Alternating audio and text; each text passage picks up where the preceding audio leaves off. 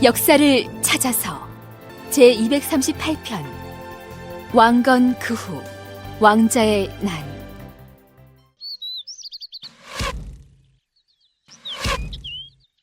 오, 오냐? 폐하, 어찌된 웃음이시옵니까? 무엇이 말이오? 오늘은 일진이 험하여 내내 언짢다 하지 않으셨사옵니까? 저렇게 우리 무가 관역을 적중시키고 있는 걸 보고도 어찌 마음이 통쾌해지지 않을 수 있겠소? 왕건은 장남무가 활을 쏘아 연달아 관역에 맞추는 모습을 보며 흡족해하고 있었다. 그도 그럴 것이 무의 나이는 겨우 7살이었다. 무는 왕건이 궁의 휘하에서 나주를 정벌하고 그곳에 주둔할 때 오씨를 만나 혼인하여 얻은 아들로 훗날 해종 임금이 된다. 예, 무야. 예, 아바마마. 화살이 관역에 맞는 순간 눈을 감는 연유는 무엇인고? 활쏘기는 정과 동이 합쳐진 까닭입니다. 정과 동이 합쳐졌다? 그러하옵니다. 팽팽하게 활의 줄을 당기면 정적이 찾아옵니다. 그리고 관역이 눈에 가장 크게 들어오면 화살을 놓아 그 정적을 깨웁니다. 바람을 뚫고 관역 한가운데에 화살이 꽂히면 바로 그 순간이 정과 동이 하나가 되는 순간이옵니다. 오, 그 순간은 저도 모르게 눈이 감기옵니다. 뭐라고? 옳다. 그만하면 됐다. 그만하면 됐어. 사실 무는 왕건이 원치 않았던 아들이었다. 그러나 무는 어린 시절부터 기계와 도량이 뛰어났다고 한다. 그래서 훗날에도 무는 왕건을 따라다니며 후삼국을 통일하는 데 많은 공헌을 했다. 당연히 왕건으로서는 일찌감치 무를 후계자로 점찍어 두고 정윤, 즉 태자에 책봉하고 싶었다. 그러나 무가 비록 장남이긴 하나 유수한 가문 출신의 왕비들이 낳은 왕자들이 즐비하지 않은가. 당연히 무를 정윤에 책봉한다 하면 주변의 막강한 반론들은 무슨 수로서 막는단 말인가. 왕건으로선 당연한 고민이었다. 무의 어머니는 가난하고 지체도 변변치 못한 장화 왕후가 아닌가. 그런 그녀의 소생을 적자로 지목하는 건 일종의 모험인 셈인데.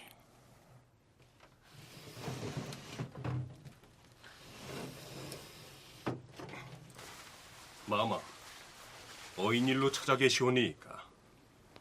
왕건의 두 번째 왕비 오씨를 찾은 이는 대광 박수리. 박수리는 18살에 궁예의 부하 장수가 되어 전공을 세우다가 왕건의 휘하로 들어온 명망 있는 무장. 그는 왕건과 오씨로부터 두터운 신임을 받고 있었다. 이걸 좀 보세요. 이건 대왕 폐하께서 입으시는 자황포가 아니옵니까? 누가 아니랍니까? 헌데 이게 왜 폐하께서 제게 보내셨습니다. 정말 대왕 폐하께서 보내셨사옵니까? 그렇다니까요. 마마, 신 대강 박수리 엎드려 감축드리옵니다. 아니, 감축이라니요. 왕건이 오씨에게 보냈고 오씨는 다시 박수리에게 보여준 왕건의 자황포. 과연 무슨 의미였을까? 지난주 이 시간에는 왕건이 호족들과 유대를 강화하려는 목적으로 이른바 혼인정책을 통한 그 사회 통합을 하려는 노력을 봤습니다. 그 과정에서 29명이나 되는 그 왕비를 맞아들였다는 얘기를 중심으로 해서 살펴봤습니다. 실제로 그 왕건의 그런 그 혼인 정책에 의한 왕비를 많이 뒀다는 것이 자신이 등극하는 데 있어서 그리고 또 중앙 집권 체제를 맞추는 데 있어서는 일정 기간 안전 장치로 역할을 했다는 생각을 갖게 합니다. 오늘은 그 뒷이야기를 이어드리겠습니다. 지난주에 이어서 오늘도 상명대학교 명예교수이신 최규성 박사님 모셨습니다. 박사님 안녕하십니까? 안녕하십니까? 네.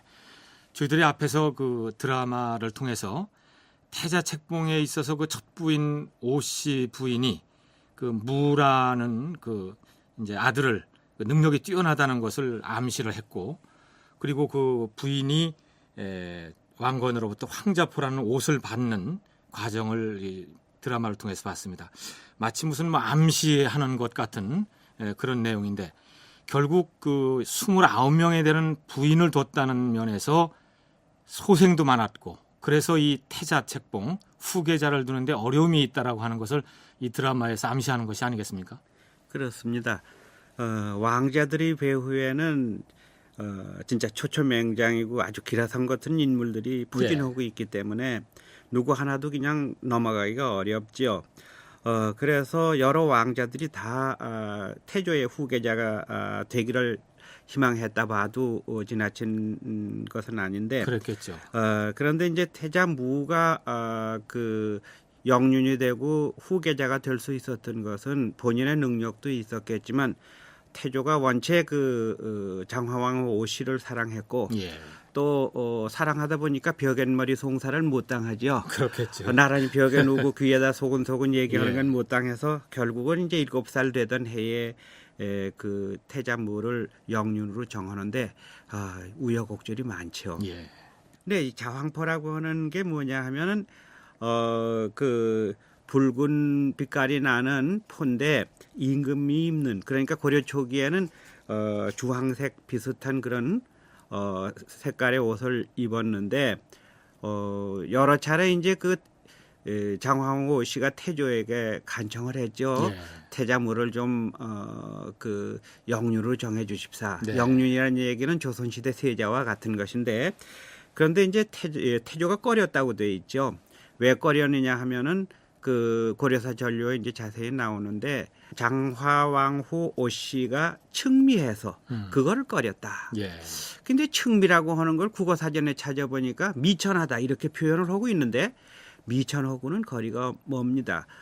오히려 그것은 호족연합정권서를 주창하는 분들이 하는 얘기고, 실제는 그대로 한자를 뜻을 푼다면 측근이 미약하다. 세력이 없다. 세력이 없다. 예. 왜냐하면 그때 모든 왕자들은 아주 당당한 그 외할아버지들을 갖고 있었는데, 그렇죠. 그만 후백제와 그 나주 세력 간의 투쟁 속에서 견훤의 침입을 받아서 다령군 오씨를 비롯해 가지고 장황 오씨의 친정이 아주 쑥대밭이 되었거든요. 예. 그러니까 진짜 외톨로 되니까 그런 경우에 지금 수많은 개국공신이나 또는 통일공신들을 제어할 수 있는 그런 뒷배경이 없으니까 태자무가 외롭게 될 거 아닌가, 이렇게 돼서 이제 걱정을 했는데, 하도 이제 간청을 하니까 그럼 임명을 하자.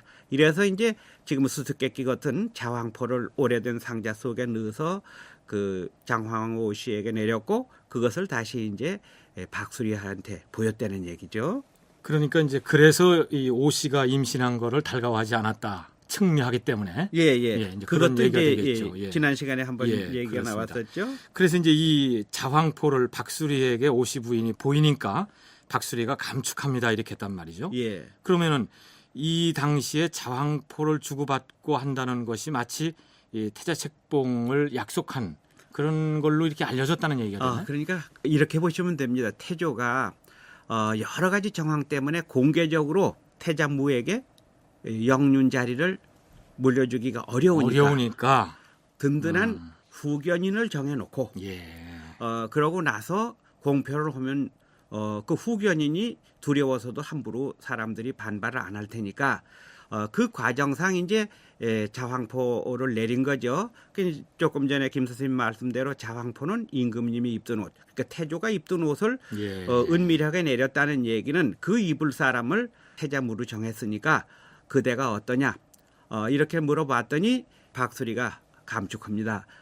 충성을 다 바쳐서 보필하겠습니다. 이렇게 약속을 그렇군요. 했던 것이고요. 예. 또 뒷날 그것 때문에 이제 태조가 병이 깊어 운명할 때 네가 당신이 태자무의 그 후견이 되겠다고 해서 영륜으로 올릴 것을 주창해서 정했으니까 나는 가니 그대는 잘 꼭 약속을 지켜 잘 보필하시오 하는 얘기가 나오거든요.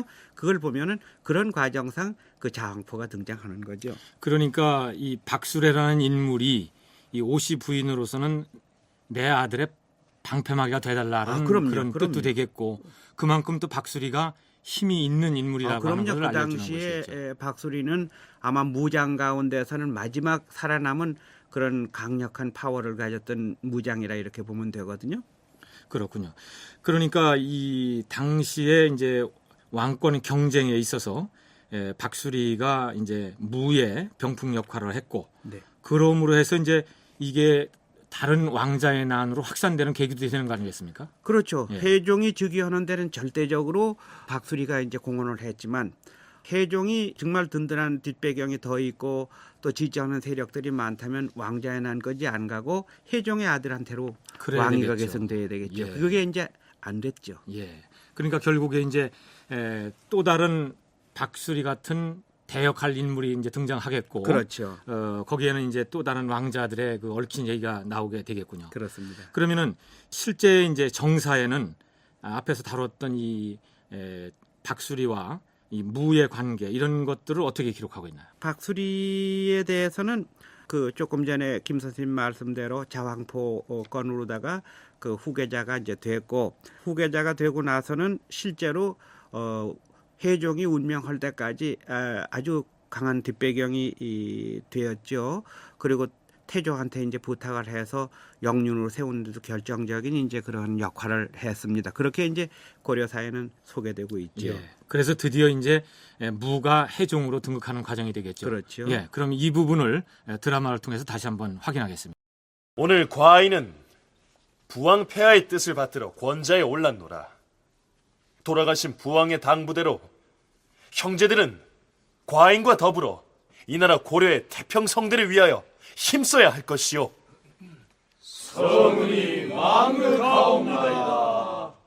서기 943년 대자 무가 즉위했으니 고려의 2대 임금 해종이다. 그러나 그는 부왕인 태조 왕건이 만들어 놓은 복잡한 인척 관계 속에서 불안한 나날을 보내게 된다. 나 이거야 원. 아니 영감, 그렇게 사랑채에서 방바닥만 치고 있으면 누가 예쏘 하며 권자를 내놓기라도 한답디까? 하면 방도가 없질 않소. 방도가. 방도가 없긴 왜 없어요? 해종의 등극을 누구보다도 못마땅해 하던 이는 왕규였다. 그는 해종의 부왕인 왕건에게 두 딸인 광주원 부인과 소광주원 부인을 제15, 16비로 바치고 출세한 인물. 왕규는 외손자인 광주원군을 임금 자리에 앉히고 싶어 음모를 꾸몄는데 폐하, 아래 없기 황송하오나 두 왕자이신 요와 소가 반역을 모의한다 하옵니다. 아니, 동생들이 반역을요? 요즘 부쩍 군사들을 모아 키우고 있다 하옵니다. 속히 어명을 내리시어 싹을 잘라야 할 것이옵니다, 폐하. 대광은 뭔가 오해를 하신 것 아니요. 요와 소는 과인과는 이복이지만 그동안 잘 지내왔습니다. 그런데 반역이라뇨. 절대 그럴 리가 없습니다. 이복 형제를 비호가 나서는 해종을 왕규는 더 이상 설득할 수 없었다. 그렇다고 왕규의 야심도 그쯤에서 접을 만한 인물은 아니었으니 그의 칼끝은 다시 해종을 향했다. 누구냐? 계속 끌어! 잡아라! 폐하, 개국공신 대광 박수리 입시옵니다. 내시어라.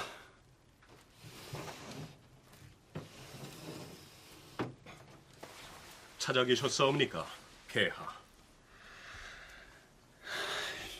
요즘 과인이 밤잠을 못 이루고 있습니다. 어인 일이시옵니까? 음모가 있어요. 폐하, 음모라니요? 몇몇 요로를 통하여 듣건데 요즘 왕귀의 언행이 수상하다고 들었어요. 지난해에도 과인의 아우 요와 소를 모함했다가 무고임이 드러나지 않았습니까? 과인이 너그러이 용서했거늘 그자의 소행을 생각할수록 괘씸하구려. 폐하, 신도 그 수상한 소문은 듣고 있사오나 이 뜬 소문이 아닐까 여겨지옵니다. 그렇지가 않대도요. 예, 폐하. 그렇다면 경은 과인이 밤잠을 설정하면서까지 그런 거나 지어내고 있다는 게요. 그런 게 아니오라. 정말입니다. 언제부턴가 내 침전을 엿보는 수상한 자들이 계속 나오고 있어요. 불안하고 초조하여 새벽 닭소리나 들어야 잠이 온다오. 폐하, 심려를 거두어 주옵소서. 수비를 철통같이 하고 있사옵니다. 어떤 사태도 일어나지 않을 것이옵나이다. 그래도 불안하다니까요. 한편 개성 송악산에서는 사천 공봉, 즉 천문을 통하여 미래를 엿보는 관직에 있던 최지몽은 이런 변이 있나? 대감마님, 무슨 일이옵니까? 하늘의 별들이 서로 다투어 아름다운 빛을 뿜어낸다만 그게 어찌 됐다는 말씀이옵니까? 오늘따라 유독 그 경쟁이 심하여 빛을 발하는데 저쪽에서 유성 하나가 북두칠성 동쪽 끝자락을 지나는구나. 새벽길을 떠나야겠다. 새벽길이라 하옵시면 입궁 준비를 하라. 예, 대감마님. 폐하, 신이 어젯밤에 천체의 동태를 읽은 바로는 장차 나라에 변란이 일어날 징조였사옵니다. 변란이라고요? 그렇사옵니다, 폐하. 신이 꿰뚫은 별점으로는 아랫것이 윗사람을 해할 징조로 보였나이다. 궁 단속을 엄히 하셔야 하옵니다. 그러하오니 폐하께 없어는 어서를 간간히 바꾸시옵소서. 잠자리를? 그렇다면 누군가 나를... 그게 화를 모면하는 방책이 될 것이옵니다, 폐하. 같은 어소에만 계시오면 화를 면기 어려울 것이옵니다. 이렇게 되자 왕규의 계략은 점점 초조해졌다. 음모를 그만두거나 서둘러 거사를 치러야 한다는 생각뿐이었는데 아니, 사람이 없질 않느냐? 이게 어찌 된 것이냐? 그러게 말이옵니다. 좀 전까지만 해도 옳카니 너였구나, 왕규. 누구냐? 나 박술이다. 내 네 눈일 줄 알았느니라. 네, 이놈! 칼을 버려라! 너야말로 칼을 버려라. 여기는 궁이다. 지금 군사들 수백 명이 진을 치고 있느니라. 누가 칼을 버려야 옳겠느냐? 새로 왕을 옹립하여 권세를 누려보지 않겠느냐? 이런 반역자가 있나? 선왕이신 태조 임금을 보아 넘어가려고 했는데 안 되겠구나. 칼을 받아라!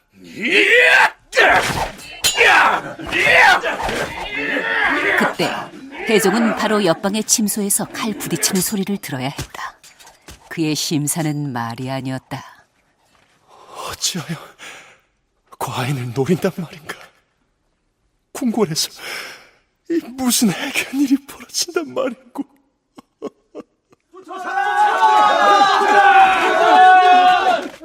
그 이튿날 어전 그만들 둡시다. 한낱 좀도둑에 불과한 일을 가지고. 폐하, 좀도둑 정도가 아니옵니다. 역적이옵니다. 역모여 싸웁니다. 그만두라니까요. 이건 또 어찌 된 일인가. 혜종의 언행은 사뭇 이상했다. 오히려 왕규를 감싸는 듯했다. 게다가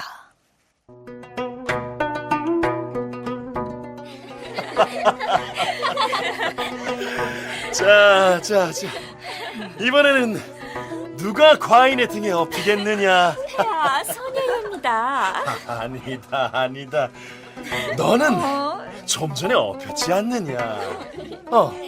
넌 그만두고 저쪽에 네가 오너라. 성은이 마극합니다, 폐하. 해종은 대래 연애를 베풀거나 잡기에 능한 시정 잡배들까지 끌어들이는 것이었다. 아마도 계속된 시의 위협 속에서 정신이 피폐된 탓이었으리라. 폐하, 신사천봉공 최지몽 폐하를 급히 아련하였사옵니다. 그래, 무슨 일이냐? 오늘 밤에도 침소를 옮기시옵소서. 왜냐? 오늘 밤에도 누군가가 과인을 노린단 말이요. 그러하옵니다, 폐하. 이럴 수가! 뭐냐? 이번에도 엎질렀느냐? 이불 속에 베개 하나만 있사옵니다. 이런... 주변을 뒤져라! 예! 마님! 놔라, 이놈아! 놔라! 사천봉공 최지몽 어른이 아니신가? 너의 수작이었구나. 그래, 왕께서는 어디 계시느냐? 모르. 어느 안전이라고 시치미를 때느냐? 바른 대로 말하라. 목숨만은 살려주겠다. 목숨을 구걸하진 않겠나이다. 이런... 그리고 얼마 안 되어 해종은 승하하고 말았다. 도량이 넓고 지혜와 용기가 뛰어나서 태조를 따라 후백제를 정벌하는 데 공이 있었다는 해종. 그러나 왕위에 있은 지 2년이요. 34살로서 그의 삶은 마감됐다. 박사님, 앞에 드라마에서 이 해종이 병풍 역할을 하는 박수리가 그 역할을 했다면 이제 왕규라는 인물이 등장하지 않습니까? 네. 이 인물이 이제 결국 박수리와 갈등을 겪게 되는데 사실은 같은 배를 탔던 인물들 아니겠습니까? 그렇죠. 예. 같은 배를 탔던 그러면은 이제 이렇게 이제 본격적인 왕자의 난이 일어난다라고 하는 것을 예견하게 되는데, 그리고 또 여기에는 또 사천불공, 이 최지몽, 마치 이런 오늘날의 드라마를 하기 위해서 심어놓은 인물 같은 재밌는 인물이 또 등장을 하는데 상당히 복잡한 인물 전개가 되네요. 그렇습니다. 예. 지금도 그렇습니다만 정치가 참 비정하다라고 하는 걸 나타내는데 이 드라마에서도 같은 배를 탔던 사람끼리 이렇게 피비린내나는 이런 살육전이 일어나는데 당시 정치적인 비정함이랄까요? 어떻게 표현할 수가 있습니까? 그때는 뭐 부자 간에도 참 비정한 게 정치인인데 형제 간에야 더 말할 나위도 없고 특히 네. 이복 형제 간에야 뭐 더 심하게 다툴 수밖에 없었겠죠. 그리고 그냥 왕자끼리의 다툼 같으면은 단순하게 끝날 수도 있었지만 강력한 호족이나 훈신 숙장들이 그 뒷배경이 돼가지고 있었기 때문에 더 얽히고 설키고 해서 더 비극적인 상황이 이제 벌어질 수밖에 없었죠. 예. 그런데 실제 정사인 고려사에는 이 광주 원군에 대한 특별한 정보, 자세한 정보가 없다라는 얘기가 있습니다. 그렇다고 한다면은 우리가 앞에서 드라마로 꾸몄던 부분은 뭐 반원 드라마, 반원 정사 이렇게 만들어진 것이 아니겠습니까?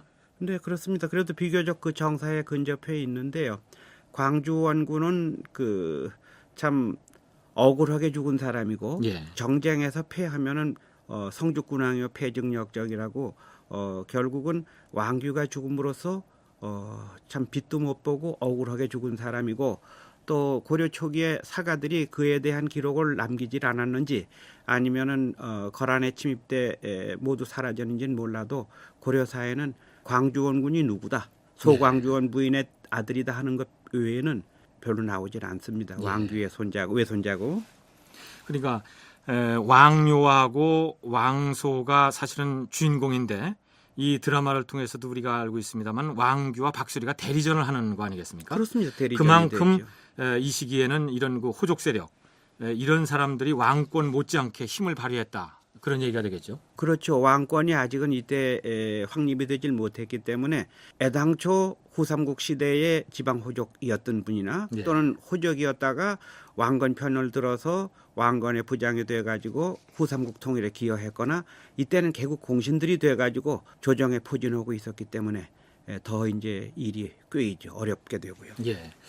이제 해종이 사망을 하게 되는데 그게 뭐 병사냐 시해냐 이런 논란도 있긴 합니다만은 이 비교적 어린 나이에 일찍 죽었지 않습니까? 그렇죠. 예. 그러면 정말로 이 왕규가 이 해종을 없애고 또 다른 자기와 관련된 손자 이 사람을 왕으로 올리려고 노력을 했는가 이런 것이 기록에 남아 있나요? 네, 고려사에 남아 있습니다. 예. 그러니까 몇 차례 해종을 시해하려고 하는데 고려사 전료에 나오는 걸 간단히 이제 그 말씀을 드리자면은 어느 날 해종이 잠이 든 걸 보고 그 왕규가 자기 신복 부하를 시켜서 그 잠든 해종을 해치려고 했는데 해종이 이 잠귀가 밝았는지 그 얘기는 없습니다만은 순간적으로 잠이 깨어가지고 주먹으로 쳐서 죽였다는 얘기입니다.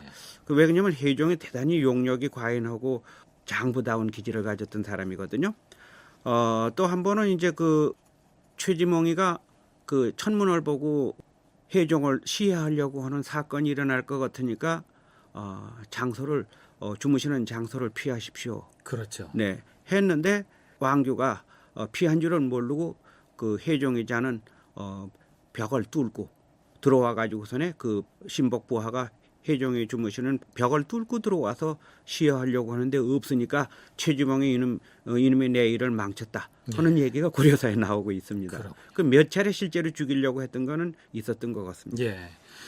그러니까 이제 그 왕식념이 서경에 있다가 이제 그 군대를 끌고 개경으로 들어온다라고 하는 것은 이미 해종의 연락을 받고 내가 이게 불안해서 못 있겠다.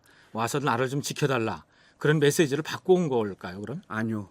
해종과는 별 연관이 없고요. 그렇습니까?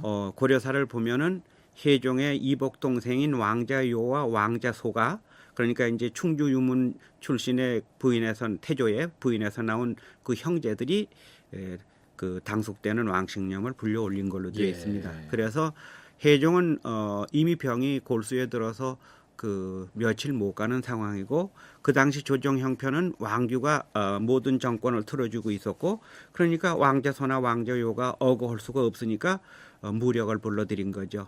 그래서 이제 왕식념이가 올라와서 왕규 일당을 제거한 것으로 되어 있습니다. 그럼 결국 이 부분에 대해서는 학계에서 일치되는 의견인가요?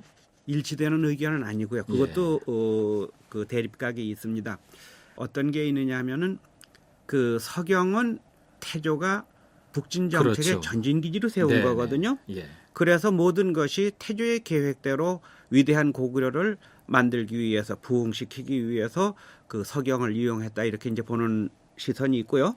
그렇다고 본다면 왕식념이나 박질령이나 또는 김행파 같이 이 서경에 머물러 있던 사람들이 왕건의 명에 의해서 충실히 그 북진 정책을 수행하던 인물이 되고요. 예. 또 이제 호족 연합 정권설 입장에서 본다면 아주 거기 독립된 세력이 서경에 심어졌다는 거죠. 네. 그래서 서경을 바탕으로 심겨진 세력, 즉 왕식념으로 대변되는 세력이 개경으로 올라와서 개경 세력을 누르고 정종을 추대한 걸로 왕자요를 추대한 걸로 이렇게 하다 보니까 당연히 개경의 호족들이나 개경에 있던 훈신 숙장들이 반발을 하게 되고 그러니까 정종의 즉위는 몇몇의 군권자들에 의해서 추대한 것이 되고 그래서 초기에는 큰 지지를 못 받게 되고 그러니까 개경파들이 반발을 하니까 결국은 그걸 꺼려가지고 서경천도를 계획한 게 아니냐 하는 그런 의견도 또 이제 나오고 그렇습니다. 그건 뭐 보는 견해가 각각 다르죠. 그렇겠네요.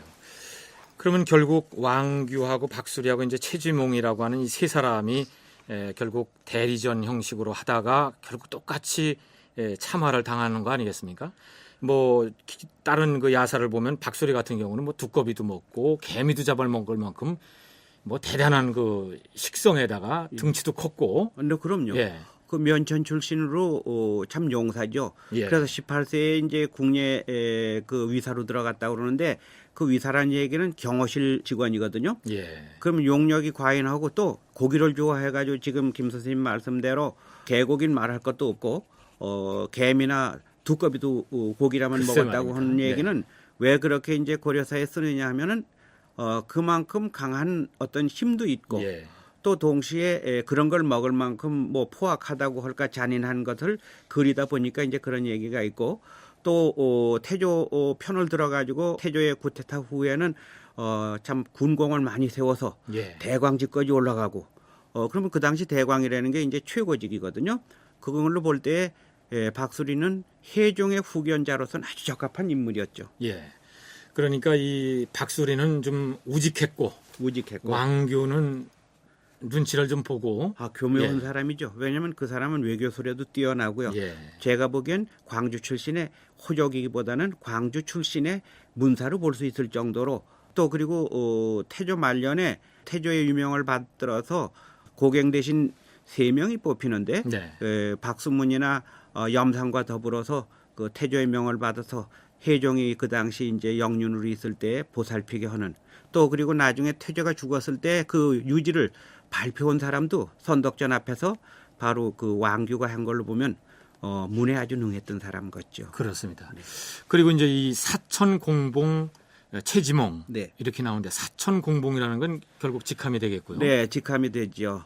그 사천대라고 하는 건 고려시대 내처이고 조선시대와 가지고 관상감으로 이제 관상감. 네, 예. 천문을 보는 곳이죠. 주로 별자리를 통해서. 네, 별자리를 통해 가지고 앞니를 내다보는 그리고 이제 그 이름이 지몽이라고 하는 것도 꿈을 자세히 안다. 글쎄 말이에요. 네, 그런 이름 예. 있지 않습니까? 그 일화가 고려사에 나오고 있습니다. 네.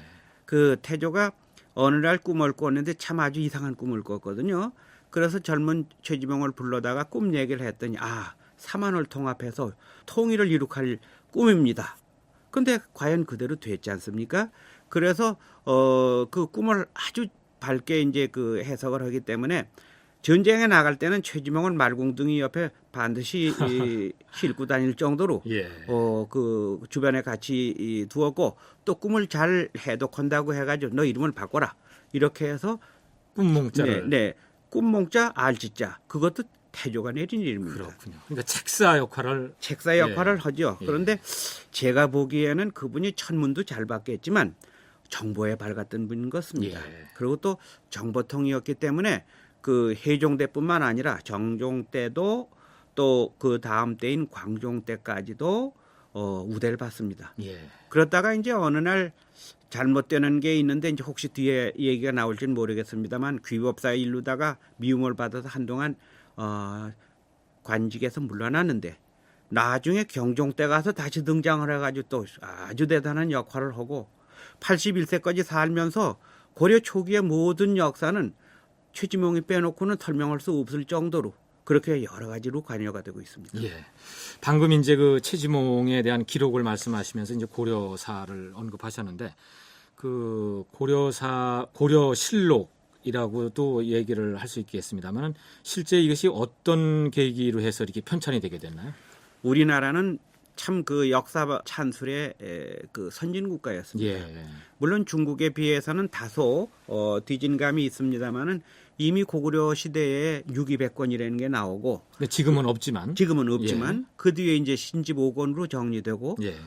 이제 또 신라나 백제에서도 국사나 서기 이런 게 있지 않습니까? 네, 그렇죠. 그럼 삼국 시대에 또 통일신라 시대의 역사가 이렇게 발전하다 보니까 중국식의 왕조실록이 이제 등장하게 되는 거죠. 네. 그래서 고려 초기부터 열심히 왕조실록을 꾸몄죠. 근데 이제 왕조실록이라는 건 뭐냐면 역대 왕들의 업적을 그 다음 때에서 그걸 잘 기술해서 이제 평가를 해서 공과를 논하는 거거든요. 근데 태조가 죽고 나서는 혜종이 불과 2년 만에 승하하고 그렇죠. 정종은 4년 만에 승하하고 네. 태조실록을 쓸 기회가 없었겠죠.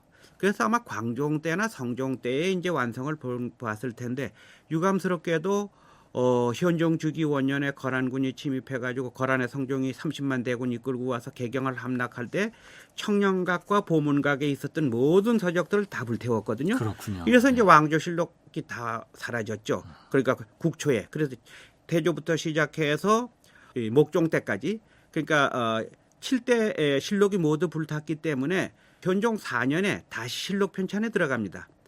그럴 때 이제 그 태조실록이 먼저 만들어지고 이어서 이제 그 목종실록까지 완성이 되는데 그걸 완성시킨 사람은 황주량입니다. 그래서 우린 역사는 그걸 7대 실록이라고 그러죠. 그렇습니다. 예. 네, 모두 36권으로 이루어졌고 7대 실록이 꾸려진 이래로 고려 망할 때까지 실록이 쭉 됐기 때문에 나중에 조선시대 들어와서 고려사를 찬진할 때에 다 자료로 썼죠. 예.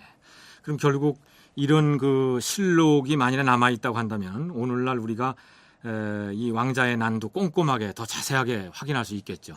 그럼요. 예, 어디 예. 누가 가지고 있으면 참 좋겠는데 그렇겠습니다. 왜 그 조선 초기에까지 전래됐던 고려 왕조실록이 없어졌는지 참 의문이고요. 네. 사실 우리는 그 조선 시대의 실록을 그 분산 배치한 뭐 5대 사권이 4대 사권이 하는 그런 것만 알지 고려 시대도 마찬가지로 심산유곡에다가 실록을 보관하는 그런 노력을 했거든요. 네. 그런데 왜 이것을 우리가 잃게 되는지 뭐 임진왜란 때문에 잃은 것도 아닐 것이고 조선 왕조의 창업의 한목적성을 찾기 위해서 실록을 혹시 훼손한 것이 아닌가 하는 의견을 가진 사람도 있고 뭐 여러 가지 각도에서 얘기는 합니다만 예. 확인할 수가 없죠.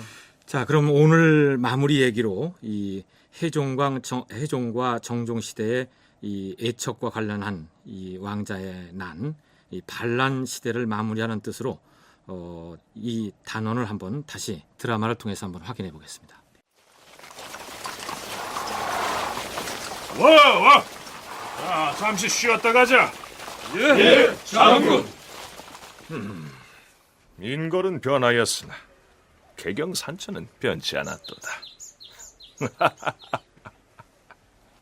해종 2년 왕신념은 개경을 다시 찾고 있었다. 태조 왕건의 사촌 동생이자 태자 왕유에게는 당숙이 되는 왕신념. 그는 태자 왕유의 시급한 부름을 받은 터였다. 그에게는 풀어야 할 숙제가 있었다. 중신들은 기탄 없이 의견을 밝혀보시오. 마마, 왕규의 죄상은 이미 낱낱이 드러났사옵니다. 더 이상 결단을 미루지 마시옵소서. 그러하옵니다, 마마. 왕규는 자명의 저함이 마땅할 줄로 사료되옵니다. 마마, 왕규의 죄상이야 만천하에 알려진 대로 자명이 마땅하옵니다. 하오나 선왕과의 인연도 중하옵니다. 건국에 공이 있고 인척 간의 관계가 있사옵니다. 그러하옵니다, 마마. 왕규에 대한 형이 내려진다면 마땅히 박수리에게도 그리 하셔야 하옵니다. 박수리에게는 무슨 죄가 있단 말이오? 마마의 재가도 없이 군사를 동원하여 국법을 어긴 죄 역시 없다 할 수 없을 것이옵니다. 이렇게까지 왕규를 감싸는 세력이 있다니. 생각 같아서는 당장 목을 쳐버리거나 개경 밖으로 보냈다가 아무도 모르게 처단하면 좋으련만. 태자 왕유의 고민은 거기에 있었다. 속내로는 왕규 하나만 제거한다면 알턴이 빠진 듯 홀가분할 것 같은데 지금 일부 왕규파에 속하는 중신들은 박수리까지 걸고 넘어지고 있지 않은가. 이른바 물귀신 작전이다. 서문이 망극하옵니다, 마마. 오시길 얼마나 기다렸는지 모르오, 당숙. 자, 이제 그 일을 어찌하면 좋겠소? 마마의 결단으로 하심이 옳을 줄로 아뢰옵니다. 왕규의 막강한 군사력은 물론 그를 지지하는 중신 세력도 만만치 않다는 걸 아시지 않습니까? 그 문제는 신이 있지 않사옵니까? 이번에도 서경에서 병사들을 대동했나이다. 마마, 10년 오시고 박수리와 왕규, 양자에게 똑같이 벌을 내리소서. 박수리에게도 말이요? 예, 그런 다음에 왕규는 유배를 보낸 뒤에 사약을 내리고 박수리는 때를 보아서 슬그머니 사멸을 하면 된다는 게 왕신념의 논리다.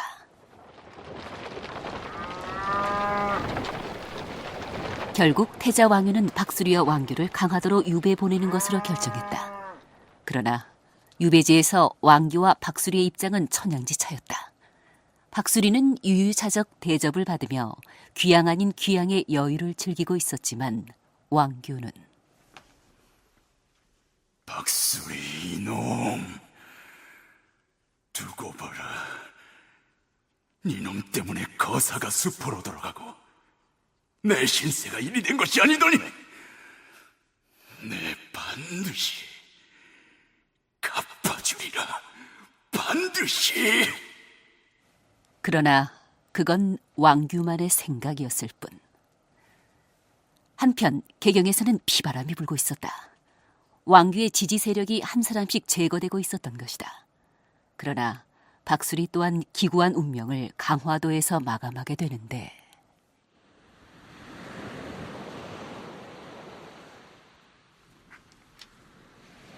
걔 누구 있는가? 예, 대광어른. 바닷물이 좀 나갔는가? 예, 멀리 나갔사옵니다. 마음이 적잖이 답답하니 내 바닷가로 나가 바람을 좀 쐴 것이네. 그리 하시지요, 대광어른. 자네는 들어가서 눈을 좀 붙이게. 예? 그래도 아닐세. 나를 지켜보는 거라곤 자네들과 저 바닷바람뿐인데 자네들이야 내겐 술친구가 됐고 바닷바람이야 내 밤친구가 되지 않았나. 날 잡겠다고 불어 바다를 건너온 칼잡이가 아니라면 난 내일도 내일의 햇빛을 볼 수 있을 걸세. 알겠습니다요, 대광어른. 그러나 박수리는 자신의 운명을 내다보고 있었던 것일까? 대광어른. 걔 누군가? 목소리 듣자니 귀에 익지 않은 자인. 어명이요. 누가 보냈느냐? 어명이라 하지 않았소. 어명이라. 어명이라. 지옥으로 가거라. 드라마에서는 왕규나 박수리도 다 비참하게 마지막을 장식하는 내용인데요. 그럼 이 박수리는 결국 정종의 어명으로 죽었을까요? 알 수 없죠. 고려사에서도 얘기를 안 해주고 김 선생님도 모르시지 저도 잘 모릅니다. 그럼 고려사 전료에도 마찬가지겠죠. 네, 그런데 예. 고려사 전료에 나오는 얘기를 우리가 유추해 보기로 한번 해보죠. 예. 고려사 전료에는 어떻게 되어 있냐면 해종 말년에 해종이 병석에 누워 있을 때에 수리와 왕규가 사이가 나빠가지고 네. 항상 그 위험을 느끼고 있었던 수리가 무사 백여인으로 호위하고 다녔다는 겁니다. 예. 그런데 해종의 입장에서 본다면 안 하던 짓을 하니까 왜 무사를 100명을 호위하고 다니느냐. 자기의 신복인데. 예. 그럼 어느 날 그 창끝을 해종 쪽에 밀면 그대로 가는 거 아닙니까? 그렇습니다. 그래서 혹시 반란의 뜻을 품고 있지 않나 해서 의심을 해가지고 귀양을 보냈다는 겁니다. 갑고지로. 예.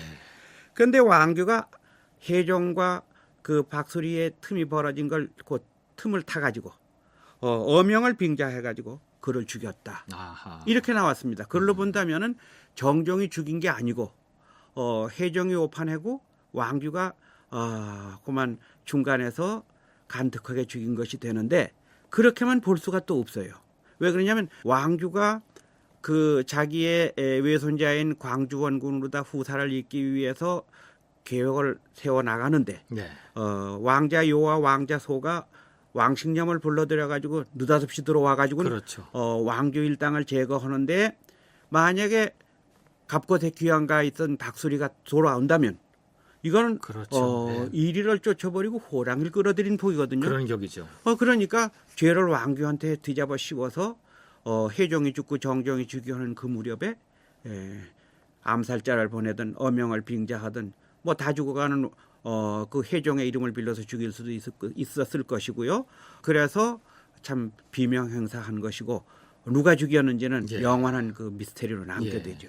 그럼 결국 왕규가 먼저 죽었느냐 박수리가 먼저 죽었느냐 그 시점에 따라서 누구의 술수에 의해서 누가 죽었다 이렇게 해석도 될 수 있겠네요. 그렇죠. 그래서 예, 그것도 알 수가 없죠. 예. 그 지금은 이제 순서는 박수리가 먼저 왕규의 그 계책에 의해서 죽고 그다음에 왕규도 그만 왕식념한테 죽고 그렇게 네. 이제 순차적으로 죽은 게 되는데 그건 역사에 그렇게 쓰여졌을 뿐이지 네. 그걸 확인할 길이 없죠. 예. 그러면 이렇게 이제 두 사람이 대리전 형식으로 이런 암투가 있었고 이들이 이제 또 죽음으로 끝을 낸다면은 이제 왕자의 난은 끝난 건가요? 뭐 끝났다고 봐야 하겠지만 항상 여러 가지 이제 그 불쏘시개 같은 그 역할을 할 그 존재들이 있었기 때문에 그 원체 부인도 많고 왕자 소생들이 많기 때문에 그렇죠. 예. 그렇기 때문에 광종의 이제 궤도난마식의 그 아주 광권 정치가 나와야 예. 이런 그 일체의 불신은 사라지게 되겠죠. 예. 그런데 이제 이런 얘기를 하면서 저희들이 의문을 갖는 거는 이렇게 왕자의 난 또 세력들 간의 암투 물론 태조라고 하는 시점이 이런 그 견고하게 위해서 많은 그 호족 세력을 끌어들이고 또 결혼 형태도 근친혼이라고 하는 것을 하게 되는데 그러면 이 근친혼이 이 왕건의 근친혼 때문에 이런 왕자의 난이 났다? 이렇게 얘기할 수도 있겠습니까? 근친혼 때문에 난 것은 아니고요. 예. 근친혼은 이제 뭐 어쩔 수 없이 필요에 따라서 추진한 것일 수도 있고 오히려 여러 부인들이 그 배후에 그 아주 기라성 같은 세력가들이 있었거든요.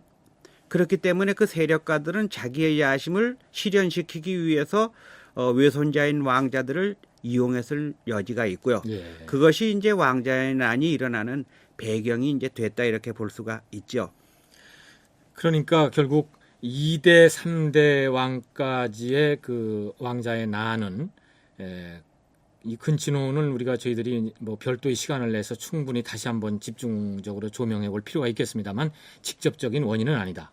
그러나 이 근친혼이라고 하는 것이 왕건에게는 상당히 의미가 있는 그런 그 어떤 유습이라고 할까요? 그렇게 해석도 할 수 있겠죠? 그렇습니다. 왜 그러냐면 태조 자신이 외아들이고 사촌도 대광 만세를 비롯해 가지고 왕식년 뭐 이런 불과 몇 명밖에 안 됩니다.